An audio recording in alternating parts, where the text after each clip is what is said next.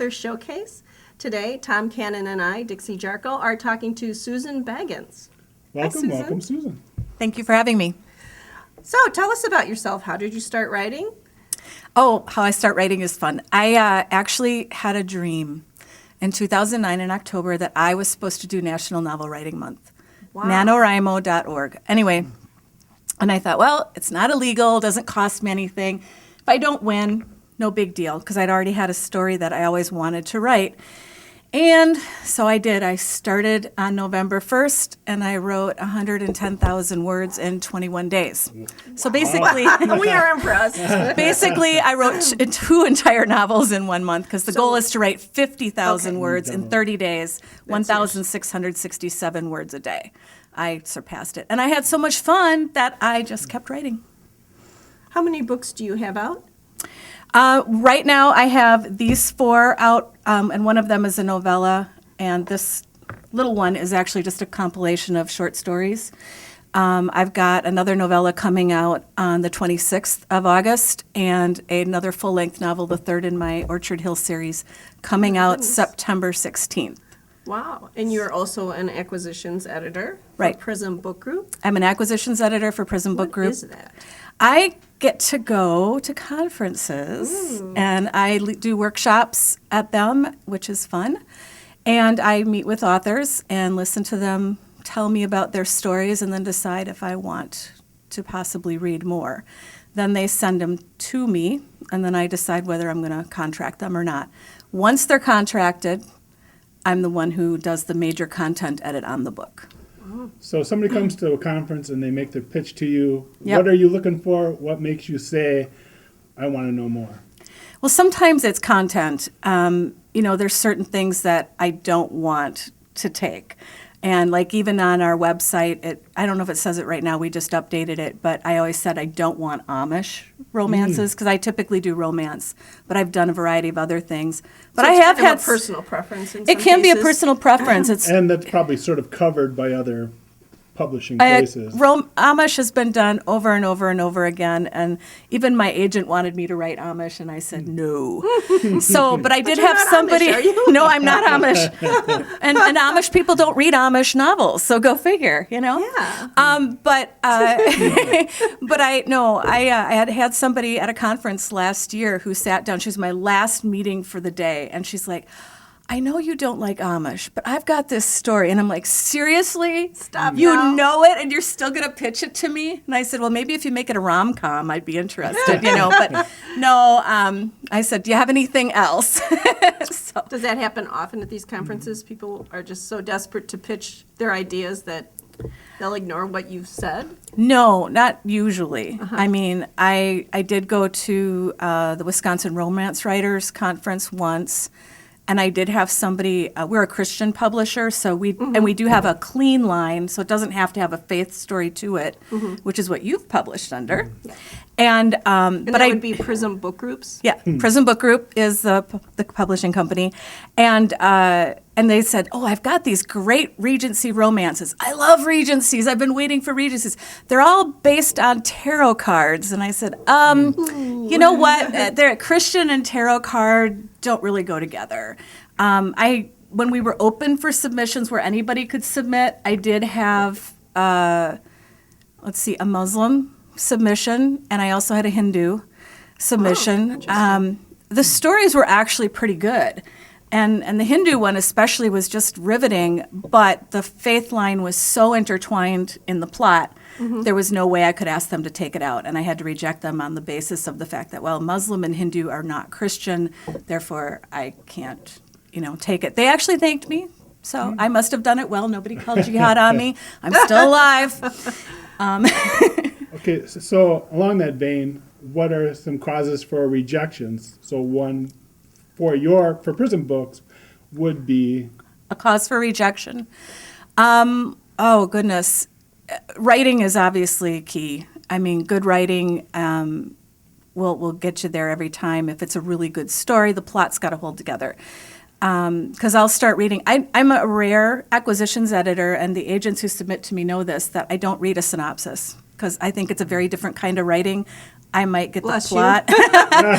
I might get the plot, but I'm not going to get a feel for your voice from a synopsis. And so I typically pick up, if somebody sends me a novel, I ask for the full novel. And if I start reading it, and if I'm still intrigued after 3 chapters, I will keep reading, because I have had it happen where I got so hooked into a book and I'm like, oh, this is great, I'm going to contract it. And then the whole thing falls apart and I end up sending a rejection. So I can't tell that from a synopsis, and I can't tell it just from 1 or 2 chapters. So I actually request the full manuscript. I think synopsises are tough to write because you're used to writing long, and then they want you to condense Right. everything that you've fallen in love with into, 3 I had to paragraphs. do them for my agent. Oh, yeah. So It you was not not only fun. publish through Prism, you go other routes also. I've published through Prism Book Group because my agent initially didn't think she could sell contemporary romance, although I think contemporary romance is on the upswing. So she didn't want it. So I had all these books that I'd written, so I asked my boss, and she said, yeah, let's do them. So she contracted them. And then I had a series of regencies, because that first NaNoWriMo, it was actually a regency. My hope is that'll come out maybe in December. It's almost ready. It's at the copy editors now, so Wow. it could happen. And that's a 5-book series. Wow. And so, but none of the big publishers is going to sign a novice author for a 5-book series. 2, maybe 3, but You're not not a 5. novice. How many have you got published now? Quite a few. Well, I've got 2 full-length novels published and 1 novella. I've had a short story published in Oak Terra in a compilation, and then I also had a flash fiction published in Splickety magazine. Oh.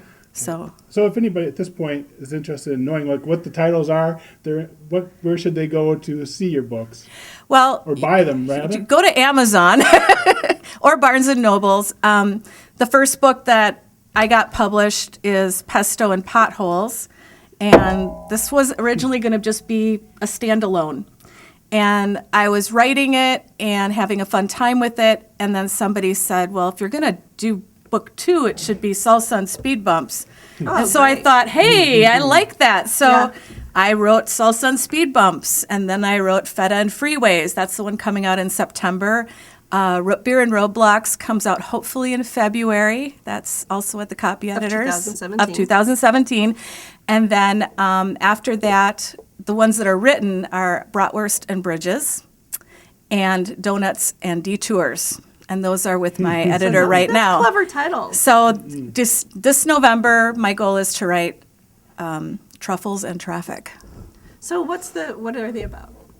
They're kind of, they all take place against the backdrop of a church family. Okay. So because I think the church gets a bad rap and younger people don't understand the value of a faith community in their life.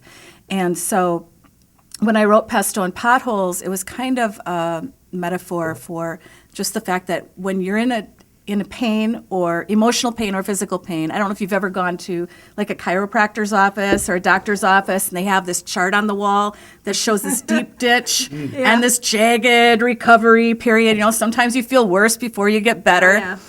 When I was in my undergrad here at UW Oshkosh, I had a professor, Robert Lane, who still lives in the area, and he had done this diagram on the wall to talk about the process of emotional healing for a class. And I just looked at it and I was like, that's a pothole. Yeah. So in my head, it's always been the pothole theory. Oh my gosh. So Funny. as Renata, my main character, recovers from some very difficult circumstances, she has to get out of that pothole of pain. And Oh, that's that clever. takes the church and the relationships that she has around her to help her out of that. And then Salsa and Speed Bumps, well, Stephanie runs into a little bit of a speed bump in that there's an unexpected pregnancy due to a date rape. Mm-hmm. So, and choosing to keep the baby, or not choosing to keep the baby, but to at least go through the pregnancy, has a ripple effect Mm-hmm. on everyone around her, including this cute, handsome guy she meets who, isn't opposed to dating somebody who's pregnant. So, and that's actually based on a real story, too. So slightly modified, well, hugely modified. But, so that's how they got started. There's a bit of a metaphor to them. Feta and Freeways, they actually take a journey. It's a band, and they actually go on the road. And so there's this different journey. characters in each one. There's different characters, but sometimes characters from previous books show up in subsequent ones. So Renata and Tony are in book 1, and then Renata's roommate Stephanie is the main character of book 2. And her and Roberto is an attorney, and so he actually at the end of book 2 introduces her to Tia.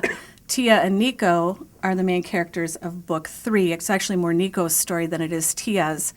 And then Nico has a cousin in the band that the relationship between the two of them is really fun, these guys, because they're really like best friends as well as cousins, and they play together and they make music together. And that's based on real life too. So he has his own journey that he goes on after that, which is where the Root Beer and Roadblocks comes from, because his roadblock ends up being a reoccurrence of cancer. So are you a plotter or a pantser? Do you plot everything out, or do you go by the seat of your pants? I am a pantster through and through. There's a reason I have cruise control on my car, because I drive the way I write. I sew that way too, which means I do a lot of, Ripping out. But I am a how could I write 110? Truth comes out. Yeah, it is. I write by the seat of my pants. And I actually had a romantic suspense that I had written. My agent has it right now, but a friend of mine wrote it, who's read it. She has written over 100 novels. Wow. Okay. And she read it and she endorsed it. A rough draft. I couldn't believe it. I said, that was a rough draft and you endorsed it? And she's like, we talked on the phone and she's like, oh my gosh, Susan, this was such a great story and it was just riveting. And I said, yeah, and I was so surprised because I thought the book was about oil and instead it was about terrorism. She goes, what? And I said, well, I didn't know it was about terrorism. How did you not know that? You plotted this, right? And I'm like, no. No. She's like, you got to be kidding. And the same is true with Feta and Freeways. A beta reader was like, oh, I just love how it all wove together. And I didn't know about this. And I said, I didn't know about that either. She's like, what? Nope, I didn't know about it till it hit the page. So you use beta readers? I do. I use beta readers early in my process. Some people do it later. I do it earlier. I will actually do it on a rough draft, like first, maybe second run through. And the reason I do that is because I'm not looking so much for grammar or punctuation or misspellings, because there's going to be a lot of them in there. But what I want to know is, does the plot hold together? Do the characters seem real to you? And then I get feedback based on that. So, for instance, Feta and Freeways, which comes out next month, I had a friend read it, and she came and she gave me so much great favors. I think she would have been much angrier with him. She would have made him pay a lot more for that mistake. And she's like, I know that's like making you do a lot of work. I said, no, that's actually just coloring and shading. Yeah. It really wasn't that much extra to add a little bit more intensity to it. And so that was really helpful. So you read, you wrote just an enormous amount in that first November. What is your process now? Do you sit down and just write it out? Do you write in the morning? Do you have a at night? schedule? No, I do not have a schedule. I'm horrible. Part of it is because I do editing work. Sometimes my editing has to take precedence. So I'm like trying to get ahead now on a lot of my editing projects, even for 2017, so that in November I can just totally write. You're still doing NaNoWriMo. I still do.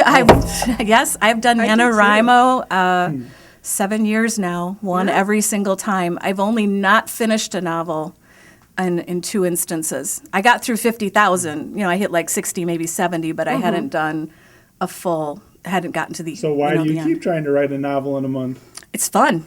It is fun. It's fun. They have it's a community. There's a lot of people who do it, and so there's just it's kind of fun to track it because they've got the great graphs that you follow, and when you can get ahead of that graph, there's just something really fun about that.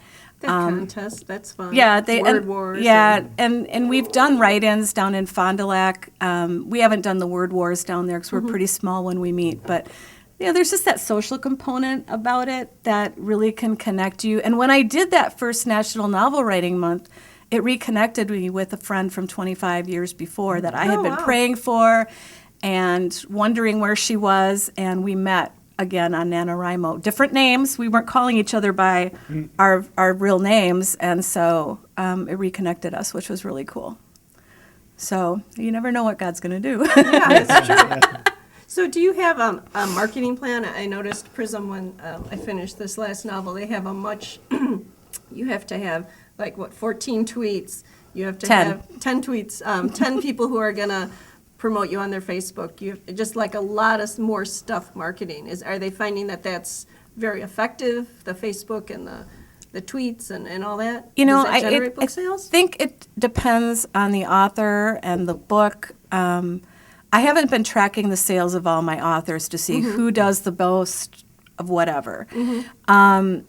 For me, I think one of the things I found out as a personal ask is better than a general one. So I can't just go on Facebook and say, hey, who's going to help me market my book? I'll get, like the crickets tweeting, Yeah. And but if I ask people, would you be willing to do X, Y, Z, then they're more inclined to say yes. And of course, you think that's effective for sales for you? I'm not 100% sure if that's all effective. Sometimes, at least from my perspective, it seems like there can be an awful lot of it going on, and that gets a little bit tiresome. And I'm probably guilty of it too. Because you get a book coming out, you get excited, you want people to know about it. And not everybody goes on Facebook every day, so they might miss something. And the same with Twitter. I mean, Twitter goes through pretty quickly. Yeah. I think sometimes being creative and trying to do things differently can help. Something like this could be a helpful tool.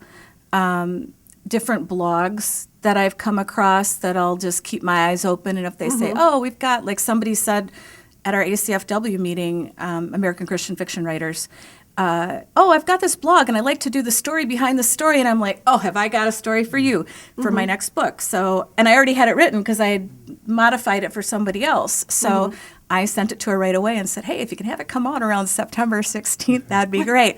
Because she hits a whole different audience than I do. Yeah. And so we'll see if that kind of thing works. And I think I have a friend who's broken every rule. She's not done the tweets. She's not done the Facebook stuff. And she was in the top 10 for, at least a month or two with her romantic suspense. And she's actually from Oshkosh. Wow.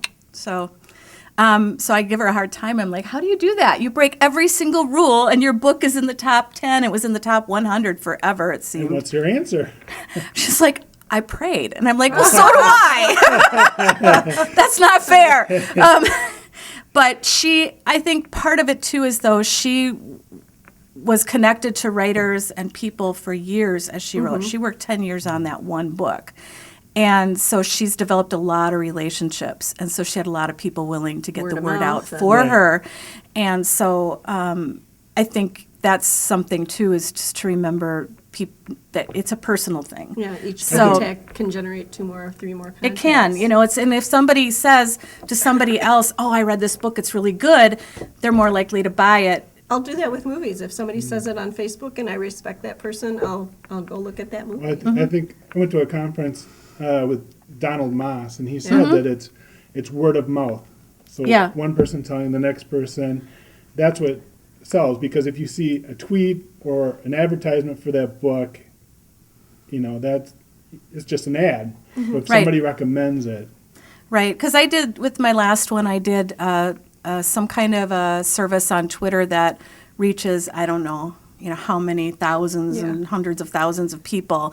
And it wasn't expensive, and it was for a whole month, but I don't really think it helped my sales. Yeah. So it's just one of those things. I thought, well, I'll give that a try, and it didn't. Yeah, I did a Facebook post boost this morning, and I'm like, yeah, I've not done Facebook boosts. I don't know about that because I'm afraid they're going to start charging me right and left on my credit card. They charge me, but but I'm afraid they'll charge me more and more and more. So I just haven't gone that route yet. But I do think it's the personal relationships and those kind of connections. And so I'm hoping too with the next 2 books, they're actually based kind of loosely off a band called Burlap de Cashmere, who were just in Oshkosh in July and up in Green Bay in July, and I went up to see them. And they have kind of a unique story. So I told them last year that I had written 2 books about them. And this year I went and visited them again to get their addresses because I'm going to mail them each a copy of the books. Ooh, they were very excited about it. I thought, well, I promise you I'm not stalking you. They live out east. It's kind of hard to stalk you. But, but hopefully they'll be honored that, I've based these characters loosely off of them and their band. So talk about reviewing and if that is important to authors. And reviews are huge. Why is that? Well, Amazon, there's certain promotional things that go on that you can buy, but you have to have at least 10 tweets to qualify for some of them. 10 reviews? 10 reviews, I'm sorry, 10 reviews. And so like with Pesto and Potholes, I got those 10 reviews pretty quickly. So I was able, but we had some delays on some things. So we didn't actually do, and it was at eReader News, we did them for a week where we dropped the price on the ebook way down to 99 cents, which it's not bad right now. It's $3.99, so it's not like a hugely expensive book to begin with. But my sales did go way up. I got in the top 10 with that. So, and if you hit 50, and I'm very close to 50 on Pesto, then Amazon does more promotion for you. Really? So reviews are really there's all important. little And I checkpoints. think that often I've heard that people read the books, but then to go back and review them, people forget to do it, and it's Or very you- Exactly. important. Or If you don't want to support- do it, you know? Yeah, I and it never doesn't. used to review at all, and then I found out, that Yeah, it was really it's important. hard because most people just read for fun and they don't think about the author and all the hours put into writing that book. They just, it's kind of like when you go to watch a movie, you don't always think about how many people, if you stay and watch the credits, you can see how many people it took to put that movie together. And when you consider the time and the effort and the creativity that went into it, just even to the screenplay itself, it's kind of mind-boggling. And so most people just don't realize that, if you pay $3.99 for a book, that's really a steal compared to the amount of work and effort that went into it. And so reviews, what I do is I specifically ask people to review. And if people have bought the book and read it and told me they liked it, I'm like, please go write a review. It doesn't have to be long. You just say, I like the book and tell me why. Let other readers know why they should buy that book if you recommend it. And just because somebody is a reader for me, and I do give out some free copies to people to read so they can review for me, or they will promote it on their blog, that kind of a thing. So it's kind of like they have to state that they got the book for free, but then they're at least obligated to review it. Well, you would hope. I've had some who I've actually had to give print copies to who have never reviewed my book, read it, or put it on their blog like they promised. So they obviously kind of go off my list to not be used again. But I think if you go out of your way to help other authors as an author too, they're more likely to be willing to help you with yours. So you've gone to a lot of conferences. Tell us how you feel about conferences. Are they helpful to writers? Do you recommend them? You came to our conference. Yeah, I think conferences are really good. And there's a couple reasons why. One, there's nobody else who's going to understand an author except other authors. So I remember going to one of the first conferences I went to, and I just felt like, they get me here. Yeah, that's true. And I told someone, I said, I kind of feel like I become a different person when I'm at a conference. It's like I'm free to be truly who I am, which can be a little crazy at times. But, real life, you have to be an adult or whatever that is. And so, I can have a lot more fun at a conference. I can be a little goofy. I can be silly. I teach classes too now. I think too, writers who come to conferences and sit and ask questions, you don't have to do a pitch session to do that. You can sit down with anybody at lunch or dinner or just over a cup of coffee and just ask questions. And you learn so much more about the industry. You might pick up things that you never even thought of before. And as far as I go, I still learn every time I go. And I sit down with people and I learn new things and my perspective gets adjusted. And I find that so refreshing. They kind of renew your spirit. They do. They kind of re-energize you. Because all that stuff can get you down. All the stuff you have to do to get to the writing. I just want to write. I don't Exactly. want to have to edit It can be a little overwhelming, and sometimes, rules. What rules? What are rules? And I don't know. You just learn so much, and you just realize too that not everybody's journey is the same. And my writing journey is not yours. My life isn't yours. We have individual fingerprints, so our journey as writers is going to be very unique as well. And I think it's kind of nice to know that, when you can go to a conference and you can hear somebody say, yeah, I got Rejections for 16 years before I ever got published. And then they've got, like 30 books out. You're like, oh, there's hope for me yet. There's light. Because I've got my little stack of Rejections too, and I'm sure I'll be getting more as my agent gets them. Because not everybody's writing is going to be right for everyone. And that's. So how many do you suggest going to for a beginning writer? Because a lot of our audience are beginning writers. How many to go to? I don't know if there's any particular how many's. One of my favorite that's in this region would be Write to Publish, which is down in Wheaton, Illinois. Very well-run conference. It covers anything from writing for newspapers, not newspapers so much as magazines, online magazines, to writing nonfiction, to writing fiction. So that's what I like about it, is it's like covers every aspect of writing. When is that one around? That one's in early June. June. So they're already done for this year. Next week I'm teaching, the 14th to the 18th of August. I'm going to be in Green Lake doing the Christian Writers Conference there. And so I get to teach there. And I'll be doing coaching sessions too. What am I going to teach? Oh gosh, no, I got to. No, I do. You're planning it in I the do. car. I got to remember, because I just got off of one conference, and so it's kind of hard for me to remember. I've got a list at home. I'm doing a talk on the heart of the writer, which is how do we protect and care for our own hearts as we write, and I get to bring in Lord of the Rings for that. So that's always fun. And I'm doing spectacular starts and fabulous finishes. To look at how we can make the first chapter, those first words in our book, as well as any scene or thing really pop, so that a writer can catch the attention of an editor or a publisher, but also the reader. Because ultimately it's the reader that decides whether they're going to pick up a book. And even online, they can go online and sometimes read that first page. Have you ever self-published? Yes, I did. What are your views on that? This is Little Bits of Love, which is just a collection of 18 short story romances that I had done over the years. And I thought, I could put those together, and this is kind of a fun thing. I think if you're going to self-publish, you need to do it well. And the self-publishing is getting to be more accepted, but you got to make sure you get an editor and get a decent cover. And proofread. And I can't stand proofreaders finding too. errors You in know, something. so I think, and make sure your writing is good. The more eyes you have look at something, the better it's going to get.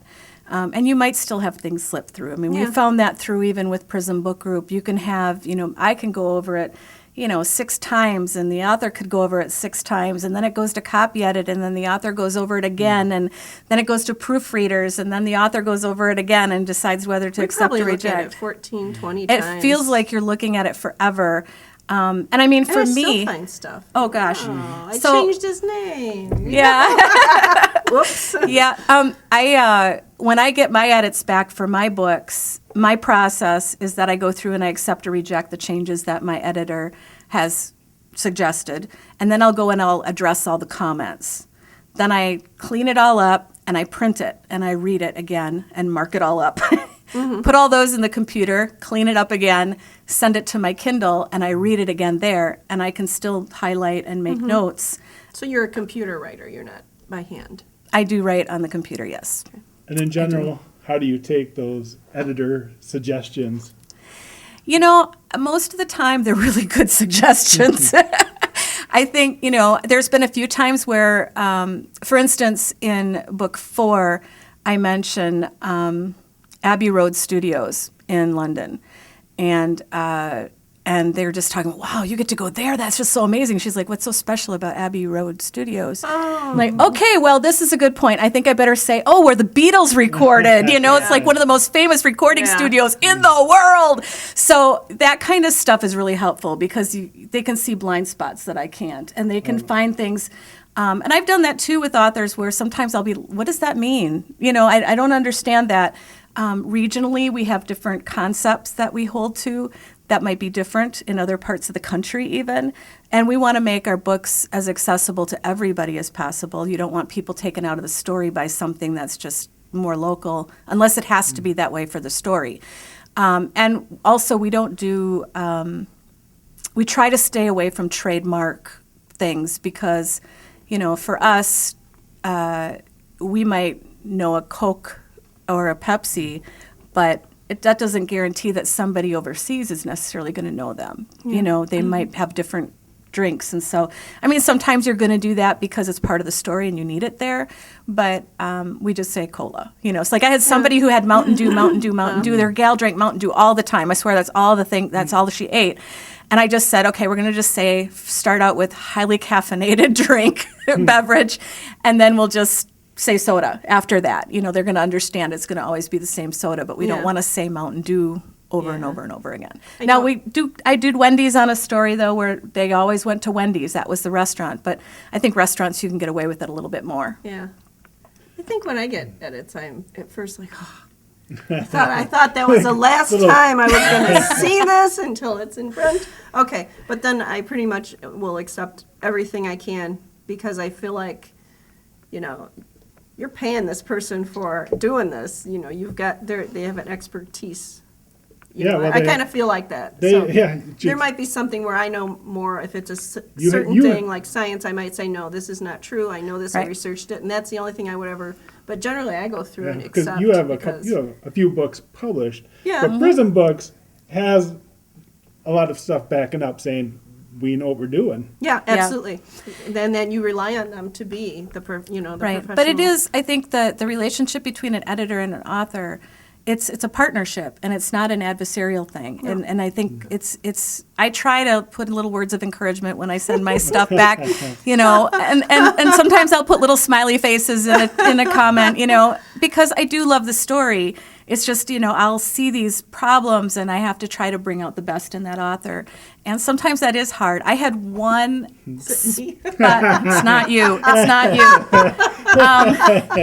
you. In this book, I had a spot where an editor didn't like, there was a conflict that happened, and she's like, no, she wouldn't have done that. She's grown so much. And I said, and she rewrote this entire 2 paragraphs, and I looked at it and I said, no. It would have meant changing the entire trajectory of the rest of the story. Yeah. Conflict points like that where they make decisions and key choices affect everything else. And I said no, because the fact is, even if you've grown quite a bit, if you get pushed too hard and it triggers something in you, you're going to revert back to what you're familiar with. And so she did grow, and she continued to grow even through that. But I said, no, it's totally feasible for her to kind of take 2 steps back in her growth in dealing with this conflict in this situation. And that was one of those instances where I had to dig my heels in and say, nope, this is going to stay this way. And she agreed. I think it helps that you are a writer to be an editor, because you don't want to trounce on somebody's fragile spirit, Right, and sometimes I'll make suggestions for authors, and I will, write it in there, write something on the side, and then I'll say something like this. But if you want to use my words, go ahead, they're yours, But I try not to actually rewrite an author's stuff. I might make suggestions for how it can be rewritten, and if they want to use it, they can. If they feel it fits their voice, or they can write it their own way. Because sometimes you're just missing that one little link between this and that, and you want to make sure that the reader stays into the story and doesn't get knocked out of it just because something didn't make sense to them. So tell us about voice, that elusive quality that we all that want. Voice. And nobody knows how to do it. Voice. Okay, so we all talk differently. If we were to map our voice, how you can do the little wavelengths and stuff like that. There's a specific signature that our voices have. The same is true with the way we write and the way we use our words. And so, but for instance, the way I write my contemporaries is very different. I have a different voice when I write my historicals. Oh, that's weird. So it is, because the way I use language is different, because the time period is different. I also have different weasel words that I go to. Weasel words. Weasel words are the words that just keep popping up and you overuse too many times. Words, yeah. Yes. I have a list. Weasel words are just kind of a funner way to say it. Yeah. More fun. Yeah, I do write. I just can't talk. That's what you're talking about. At least not grammatically correct. So I think that that's what comes through when you write. And, it depends obviously on the time period you're writing too, because you are going to write differently for a different time period. But some people just have a very sweet voice. Some people can have it depends on what they're writing, but it also just depends on their personality, I think, too, and what they bring to that. Mm-hmm. I've got one author who I swear I can hardly catch a breath as I'm reading her books because the suspense just comes so fast. And I look at it and I'm like, I can't find a way, because of the way the circumstances are in the book, to slow it down to give the reader a breath. And she actually does give the reader a breath. You just don't feel like you're getting it because you just can't stop turning the pages. But it's a good way to go. I mean, she's doing really well right now, so I hope that continues for her because people like that style sometimes. But not everybody does. Everybody's got their own preference. You write with a lot of wit. And so that's one of the things that drew me to your writing, especially The Love Thief. There was just some cute things in there that just made me chuckle. And, I think when a writer can do that and the reader can truly experience some joy when they're reading, it can be fun. Now, granted, some people like Nicholas Sparks, and they just want to sob their way through a story. I'm not that way. Yeah, so me neither. I prefer to at least have a smile. Happy I'm a happily ever after girl. Me too. So what advice would you give to people who want to learn how to write better, how to get published? Well, first of all, write. Write short, write long, write a variety of things. I think if you can challenge yourself to write flash fiction, to write a story in 1,000 words or less, that's a challenge. If you can write a story in 2,000 to 3,000 words, short story. If you can write a novella, 23,000 words or up to maybe 40 at the most, and then also write a full length. I mean, just practice and write the stories and get used to what it is to write a plot and have people read it and get feedback. I think. Are you in a critique group or anything? I have what I call a critter. She's my crit partner. So I'm not in a critique group, although at times our ACFW group does bring stuff to the table as learning examples. So we will maybe do a talk on something, and then we will, the next meeting everybody brings, like the first page or two, and then we all get to give feedback on how to improve it. And it's always, always something I never thought of. I think, oh, this is pretty good. Oh, nope, guess not. I think like your babies, you hate to. Yeah, I think, and I've done some with the, like with American Christian Fiction Writers has a online critique group, so you can do the loop there. You do some critiquing, and then you critique. That can be helpful too. I think you have to be somewhat careful because you want somebody who's going to give you honest feedback, but you want somebody who's going to be at least a little nice about it. Not everybody's nice. And I think you also have to decide what you're going to accept and what you're not.